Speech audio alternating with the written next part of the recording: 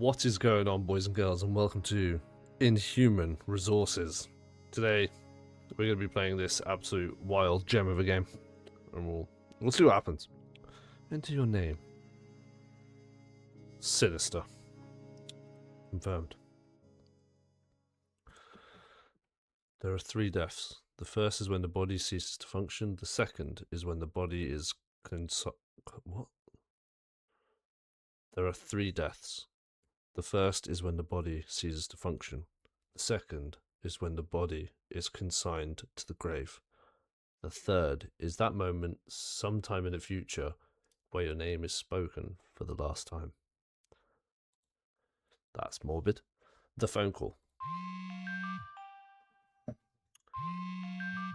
An all too familiar screeching reverberates inside your brain. Oh god. The noise comes in waves. The pain follows suit. You try your best to ignore both. But the mere fact you've acknowledged the awful sound means you've already won. Your phone's alarm is simply much too loud to ignore. Defeated, your eyelids peel apart like sheets of rotting Velcro, blinking back a bad night's bleary gaze. You lie in bed, awake against your consent. The room is almost pitch black, save for the intermittent flashing of your phone's screaming screen. A rancid, if routine stench of unwashed bedsheets bids you a bittersweet good morning. You're home, for better or worse, mostly the latter these days. Just once, you wish you'd wake up somewhere else instead. Just once, you wish time would ask permission before racing ahead. But your phone doesn't care about what you want. The insufferable screeching drills deeper into your skull. You throw back your dirty blanket, blindly reaching for the misbegotten beast. Pick up the phone. Oh god.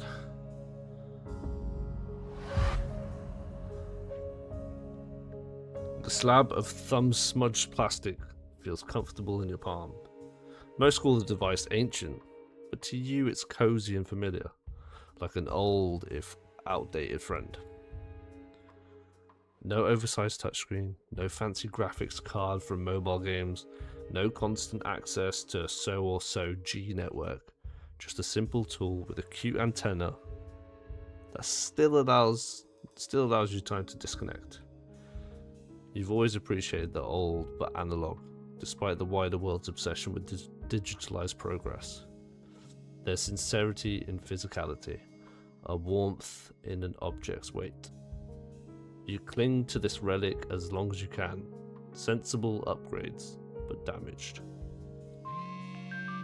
But damned. You acquired an old cell phone. You fiddle with the phone, desperate to stop the alarm, but no matter what button you press, shrieking will not end. That's because it isn't your alarm at all. It's your ringtone. Squinting in the darkness, you barely make out the caller ID. It's your aunt? Aunt/landlady, technically speaking. Hopefully just your aunt today. The woman is exhausting enough when she isn't asking for rent payments, no matter how overdue they are. Still, should you really ignore a call from a person still willing to support you between jobs? Yeah, let's accept it.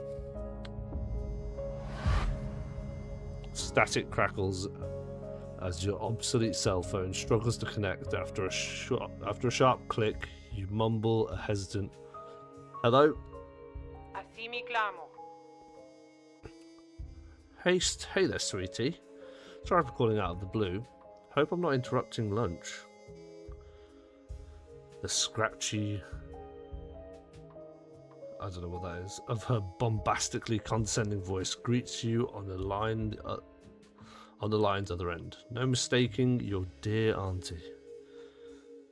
But what's this about lunch? You flick on a light and glance towards your microwave's LED display. A shameful number stares back from the room's abyss. 1:29 p.m. You wince and make up a half-baked lie, pretending to talk with your mouth full. Your aunt doesn't seem to buy it. Si gama no suku. Well, I'm pretty sure you're very busy with job applications today, so I'll get straight to the point. Do you have any idea when you'll be able to send me last month's rent? I know money's been tight lately, but it's already the 31st. One missed payment is enough, but two. Shit, landlady it is. You feel yourself deflate, glancing to the tower of rejected job applications standing proud and precarious upon your measly desk, your messy desk. The top sheet almost grazes your modest apartment's ceilings. Your aunt suggests to print each refusal, claiming they'd make your eventual hiring all the more rewarding. You found that harder and harder to believe ever since the letters started to outnumber the dollars in your bank. Así mi clamo. Sweetie, do you have some kind of estimate for me? I would really need an answer today. I have no choice. Beg for more time to pay. Lie to her. Everything is under control. We'll ask her for more time. We need more time. You swallow your pride. It goes down easy. There isn't much left. For the 100th, 1000th, millionth time, you swear to send your aunt the money the second you get a steady paycheck. Until then, there's no way you can conjure cash out of thin air. An uncomfortable silence lingers over the phone speaker.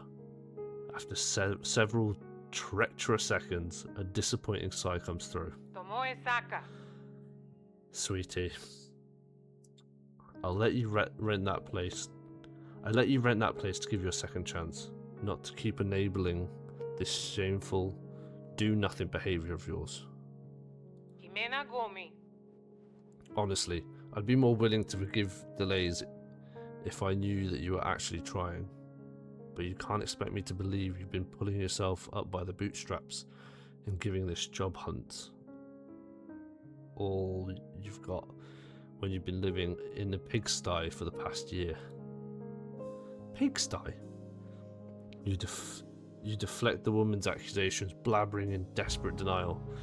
But as your eyes drift over the sorry state of your apartment, your ramblings soon turn to tragic silence. Oh god.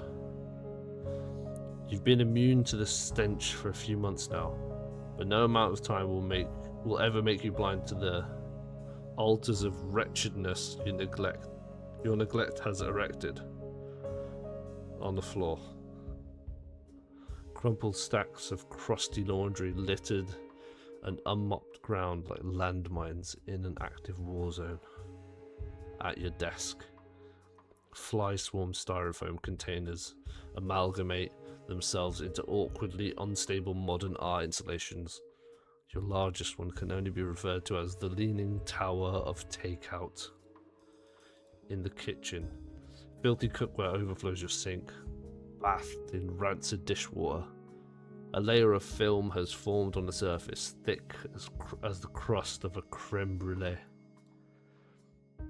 And even in your fridge, the outdated contraption hums like a thermonuclear lawnmower, even though you know damn well it's not keeping anything cold.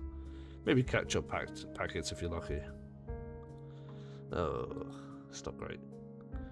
Pigsty or not, there's no denying this whole unemployment business has been taking a serious toll.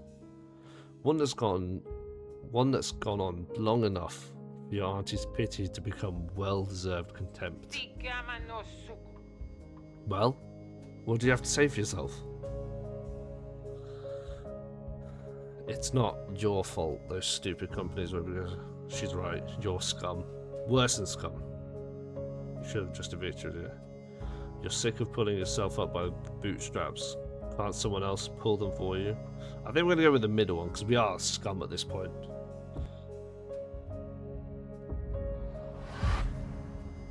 You throw yourself into a dramatic trial, detailing your utter lack of worth, the hopelessness of a human existence, and the filthy, trash-strewn ditch you deserve to die in, preferably alone. By the time your aunt gets a word in edgewise, your face is slick with tears and mucus, your heart tied to painful knots. Así mi clamo. Enough! I'm sorry, alright? I didn't mean to be harsh. Now calm down, please. It sounds like she's begging out of irritation and the worry over your well-being. But you listen nonetheless, taking time to control your breathing and wipe away the strings of snot. The phone crackles with warbled noise as your aunt lets out a groan. Mena gomi. Good grief, I know this mental health nonsense you keep talking about is a big deal. But you have got to get it together and take action somehow. You can't keep using mood swings as an excuse to escape responsibility. That choice will get you nowhere. Ah, sick! We just acquired clinical depression. Come on. You brace yourself as the woman prepares to deliver the most frequent, most frustrating spiel. You could possibly repeat it word for word, if ever you were held at gunpoint. Oh, come on. Binge matani. Remember, sweetie, in our world, choice matters. The big ones and small ones. We can't always take those decisions back, and we can't control the consequences either, which means we have to choose carefully. You most certainly have not been doing that. But if you have any intention of getting yourself out of this mess, you need to start making the right decisions, and soon. You hang your head and nod, gulping down the last trickle of self-respect. Hearing this speech frequently doesn't make it any easier to hear. Penda vachuku. Anyhow, enough of that. The real reason I'm calling is because I have an opportunity for you. Why don't you just start with that? You can tell by her inflection, she means a job opportunity. Your reaction is practically Pavlovian. You salivate at the thought of unrelenting financial woes finally coming to an end. You grip the cell phone tighter, arching with anticipation. Sigama no suku. See, there's a problem. There's a problem employee at our company. He works at one of our local branches, right next to where you live. But the man has a terrible attitude, and is even more terrible when it comes to, well, whatever it is you think we do over there. You picture her limply waving a wrist in some vaguely dismissive pattern, more of the highly confidential stuff she can't share, but brags about anyway. Not that you're entirely sure about what your aunt actually does for a living to begin with. Something to do with human resources, maybe? Enjo kateme. Needless to say, we'll be laying off the little sourpuss as soon as fitting replacement is found. But we need that replacement fast. Company has a big business deal coming up, and we can't afford to be short of staff right now. Moja tampite. Luckily, I happen to know a certain someone in dire need of a job, and this position happens to be entry level. No major qualifications needed. It even comes with a sterling letter of recommendation from yours truly. Now, this won't be an easy job. Supervisors are very strict, and the anxiety has a way of following you home.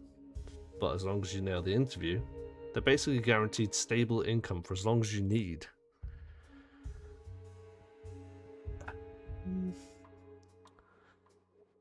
I don't know what we're just gonna like Corp. Isn't prone to random layoffs. Shakuni jata. So how about it, sweetie? Should I schedule something for you? I mean, yes. Politely declined, you'd rather be poor than deal with a workplace like that. Have her set up an interview pronto. Let's get it. High stress environment or not, it beats homelessness by a country mile. You agreed to the offer with ravenous insistence. The woman breathes a sigh of relief and lets out a nervous laugh. It almost sounds like she's in ecstatic disbelief. Enjo kateme. Thank goodness, you have no idea what it means for you to hear. What it means to hear you say that, dear. You're literally saving my life. You should probably be the one telling her that, but you won't complain about receiving gratitude instead of judgment for once. Without missing a beat, your aunt hammers at a computer keyboard, drafting you an email. You clamber your way out of bed, tripping over day-old takeout and molds of dirty underwear as you rush toward your laptop. Menagomi. I booked the earliest appointment I could possibly find. You should get an email with the time, address, and job description soon. Be sure to read everything carefully and do not be late. Mr. Burgard will skin me alive if I send him another unpunctual idiot. Shakuni Jata. Oh, and make sure not to mention the whole depression nonsense during the interview. It might make Mr. Burgard think he needs to fix you. Fix you? Rather than offer answers, your aunt whispers farewell. Binge Matani. Good luck, sweetie. I hope you'll forgive me for this someday. What? The line goes deathly silent, save for a droning dial tone. Forgive you? You get the urge to call her back, but the dial of an invitation appearing in an inbox catches your attention first. Uh-oh. Your interview is today at 4 p.m. sharp, no less. Oh god, we haven't got time. You curse under your breath, rushing to the showers and get dressed. Your stack of rejection letters gets knocked over by your charge and scatters across the room in a whirlwind of standard issue responses. You beg with every fibre of your being not to come home with a new failure to add onto the pile. Nah, we got this.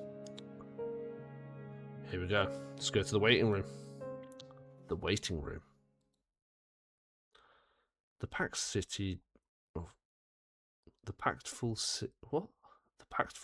transit bus comes to a creaking stop right in front of an old building you've never seen before. Shoving your way past crowded commuters to step onto the empty sidewalk, the vehicle roars away, fading into the misty afternoon, leaving you utterly unknown. You briefly wonder if getting off here was a mistake. You review your aunt's documents, poring over the civic numbers, street name, and postal code, as though every chapter were the cipher of some secret code. By the time you finish the third revision, you're forced to concede. This must be the right address. But it's not remotely what you expected.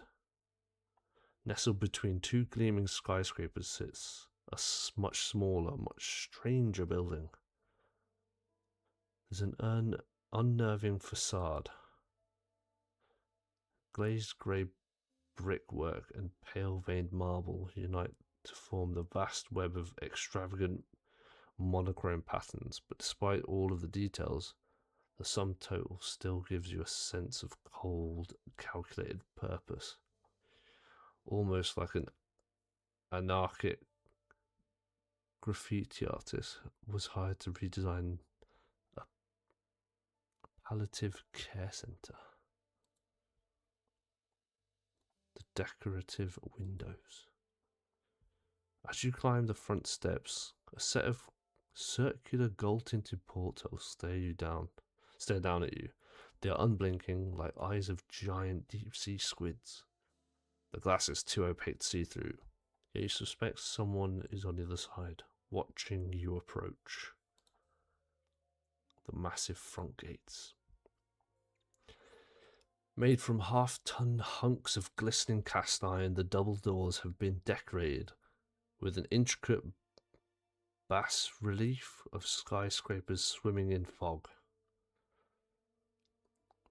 Bit ironic for such a stout little edifice.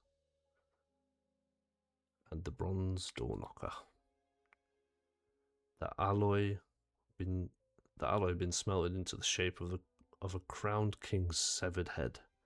The object looks so realistic, you're scared it will be warm and wet to the touch. Unfortunately, you see no keypads, handles, or ID scanners that would allow for easier entry.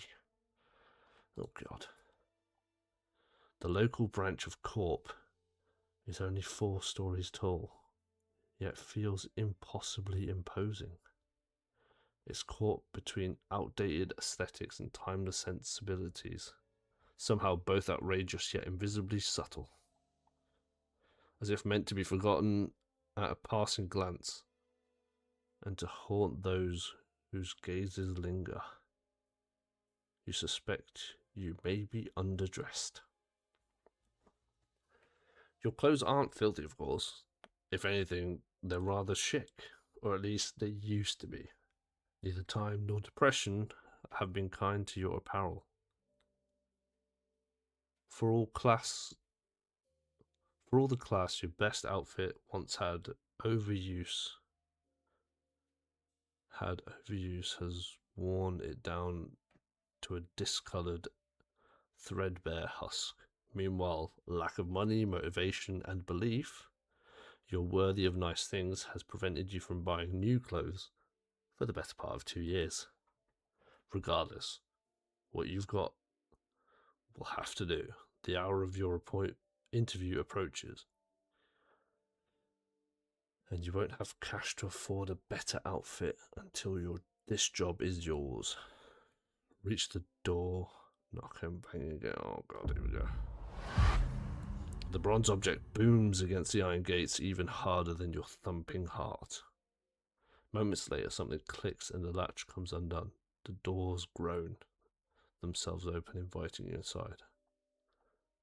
You step into the building and are greeted by what seems to be a 5-star hotel's reception area.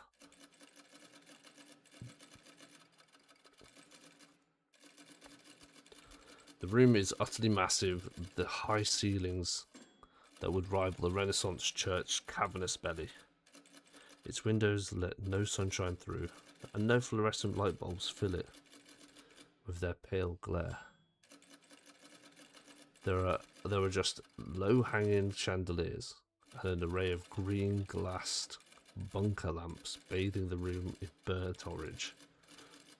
Upholstered sofas and coffee tables dot the space like islands, forming a winding path that leads to the room's distant depths. There's a woman stands behind the desk, flanked on each side by grillage elevators. The sharp machine gun clatter of her mechanical keyboard echoes across the room. You appreciate the old and analog, but Corp's apparent fondness is downright ridiculous. Hopefully the receptionist won't feel the same way about your subpar outfit. Pretend to be confident, stride over like you own a place. Yep. With a little luck, it'll read as self-assurance instead of total fucking delusion. The dim light becomes dimmer the further you go. The thick shadow closes in on you like claustrophobic walls. Wall-to-wall carpeting squishes under your feet, and an unfamiliar and ammonia aroma assails your flared nostrils. Whatever they used to clean this place smells strong enough to double as a bioweapon, but still isn't enough to erase the lingering stench of cigarette smoke. The off-putting odour does suit the outdated decor. However,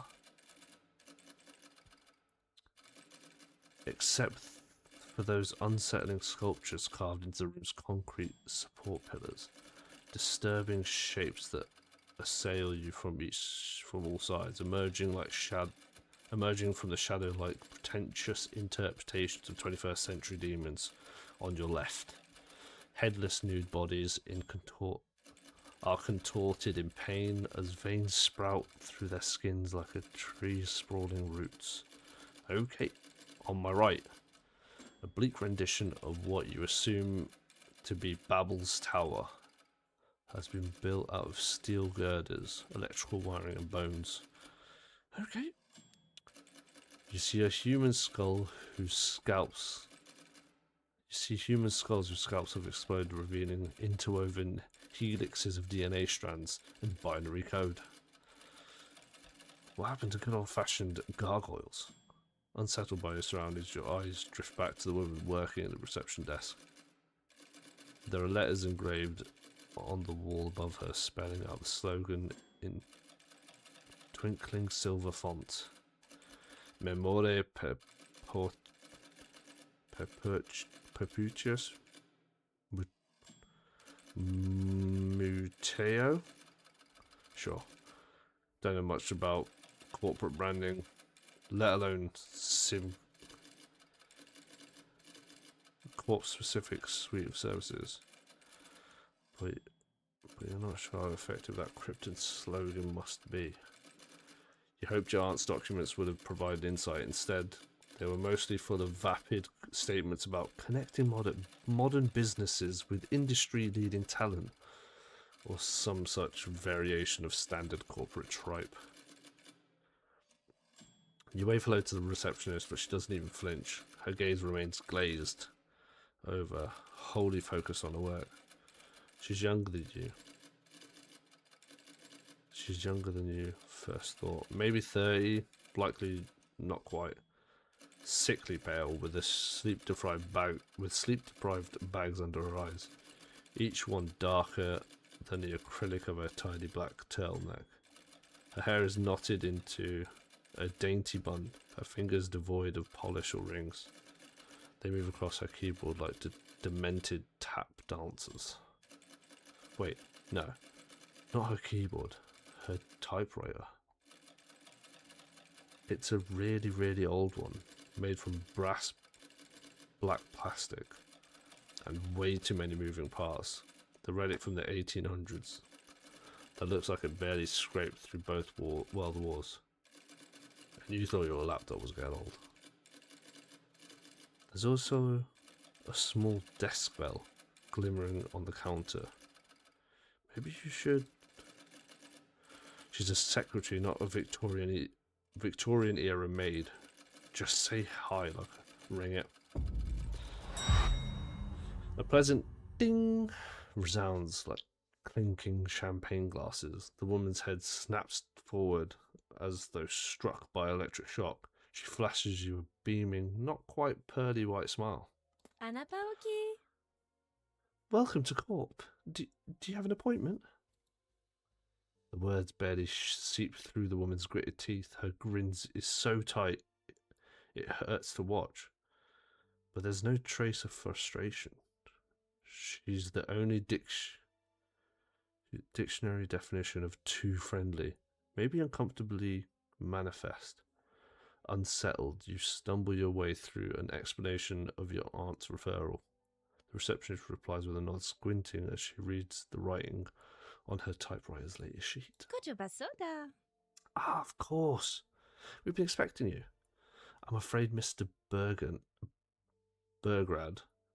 is running a little late this afternoon. He'll need a few more minutes until he's ready to speak to you. But you're more than welcome to pursue our visitors' handbooks while waiting. She gestures to a set of nearby couches and a table chock full of company pamphlets. But you're more surprised to notice someone else has already been sitting there. A young man with a bitter look etched onto his furrowed face. Could this be another applicant for the job? An irritated customer. Another applicant for the job. Oh god, shit. You aren't ever mentioned competition. And if they turn out to be competent, you could be in big trouble. Your bleak musings are cut short by the receptionist's unpainted nails tapping at her name tag. Medicine Saint Sans? Medicine? I'm Medicine, by the way.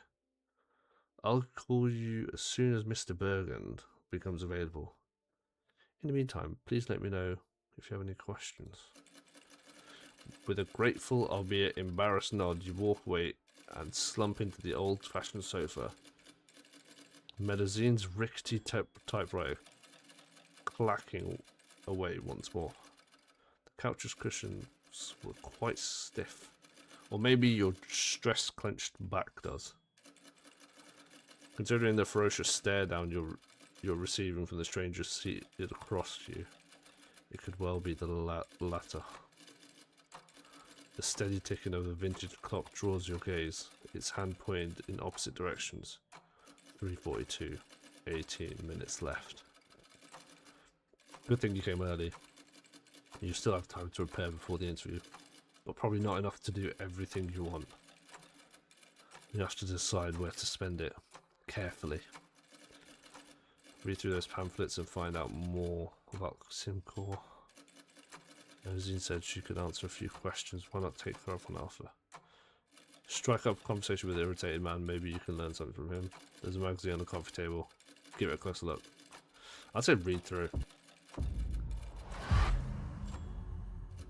You snatch a brochure that seems to cover the most interesting topics, hoping it'll contain some hints about the future 9 to 5. Your guide towards success in a post-truth future. You're mildly disgusted by the amount of insipid buzzwords featured on each page. The whole thing reeks of hyperbole, with a lesser whiff of self-congratulation. But at least it was somewhat informative. Plus, the company seems to be way more prestigious than you expected. The salaries must be pretty decent. You tuck the pamphlet back onto the display and give the clock another glance. 3:51. Still have a few minutes, maybe enough to extract some information off one of the people in the room. Oh. Let's go. Should we talk to the guy? Let's talk to the guy because I want to see what's his problem. Time to break the ice. Hopefully it won't be the very thin ice you seem to be standing on with this guy. You take a seat next to the stranger, introducing yourself with a smile. Rather than ease attention, the man scowls as if you were a clump of dog shit clinging to his shoe. His snarling voice sounds coarser than a poorly maintained growl. Oh, this is the guy that got fired. What the hell do you want? Can't you tell I'm in a mood? Well, if you couldn't tell before, if you couldn't tell before, you certainly can now. You gulp audibly, worried this person might assault you at a moment's notice. But as you stammer out of some vague apologies, you notice something surprising. He doesn't look at all that angry, let alone angry at you. In fact, he mostly looks fretful. The man's calloused hands aren't balled into fists, but kneading each other with relentless worry. Sweat beads at the temples of his receding hairline, wearing down the gel matting down his tar-black locks. And one of his legs shudders visibly, his foot tapping the floor with the breakneck tempo of a meth-addled punk musician stomping a drum pedal. He reminds you of Mel. He has the same not quite 30s face, same darkened, baggy tired eyes, same snug back turtleneck, kept tidy as a military uniform. But his name tag reads Emiliano. Wait, name tag? It hits you. Then that means Emiliano isn't a company hire or a prospective candidate after the same job you are. He's a co-op employee? Emiliano Agulia. Look, pal. All your staring is going to give me a fit. Either speak up or back off, alright? Your aunt warned you how stressful this place was. Best leave him alone. Be compassionate and ask if there's something wrong. This is your chance to learn something from someone with first-hand experience. Ask him what the job's like. I want to know. Knowledge is power, and right now, you're very weak. Best collect as much as you can. Oh, God. Confused by your question, the man arches his eyebrow. You're reminded of a bushy caterpillar wriggling up his forehead. Once you clarify what you're here for, the caterpillar slumps back, and Agulia lets out a distasteful snicker. Dune, Jacoda. So, you're the one they're hiring to take my spot, huh? Should've known Burgard wouldn't waste time finding himself a new lackey. The roof of your mouth goes dry as the dots connect. Your aunt did say Simcoe was firing a problematic employee that needed replacing fast. You just didn't think she meant faster. Literally the same day. The problematic employee in question now glances the receptionist's way before leaning in to whisper a secret. His finger trembles uncontrollably as he points toward the building's entrance. Battebamo. I've only got one piece of advice when it comes to working here. Don't. If I were you, I'd pack my shit and get the hell out of Dodge before any of those freaks could hand me a paycheck. No amount of money is worth the crap they put you through, and no amount of therapy will ever be enough to help you sleep at night unless you want to ruin your life. Go back the way you came and never look back. Bone. Oh. Mateku. But be sure to piss on their precious fucking doorstep on your way out, eh?